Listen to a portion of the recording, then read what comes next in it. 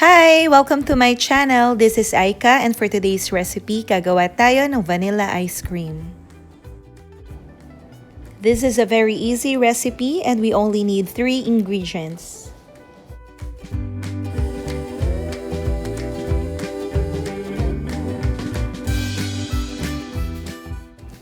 Gumamit ako dito ng total of 500 ml all-purpose cream or equivalent to 2 packs of 250 ml each.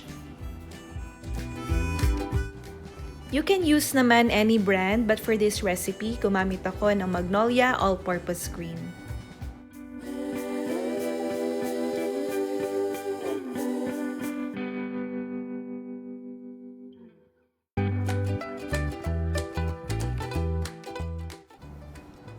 Gagamit din tayo dito ng 200 ml condensed milk.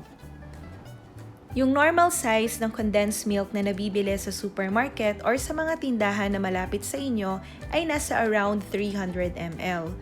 So if you want a sweeter taste, just add more.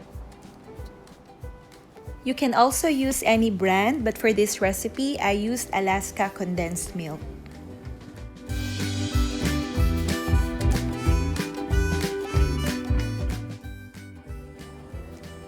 The last ingredient na ilalagay natin dito ay ang 1/2 teaspoon of vanilla.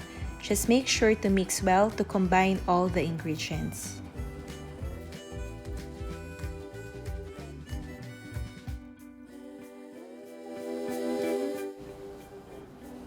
Please make sure to cover your container with a plastic wrap, foil, or anything na pwede ninyong i-cover to help keep the consistency of our mixture.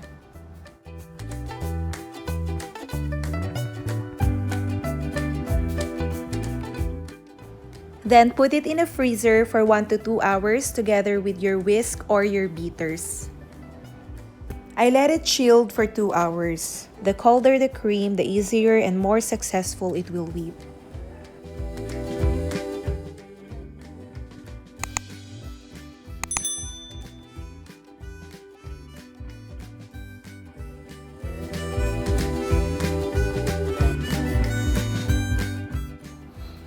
Guys, for this procedure, kung wala tayong hand mixer, pwede tayong gumamit ng whisk to do this manually.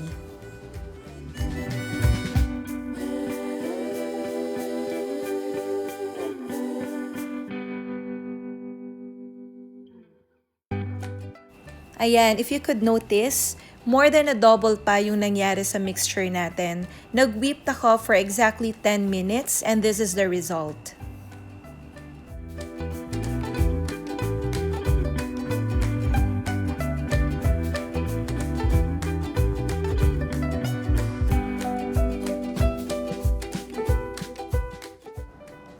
We are now done with the procedure.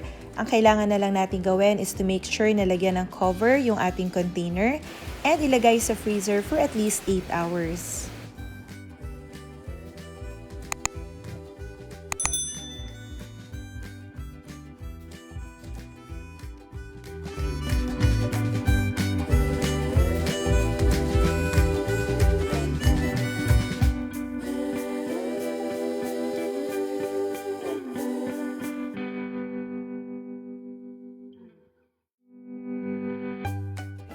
And since this is a vanilla ice cream, you can always pair it with anything na gusto nyo.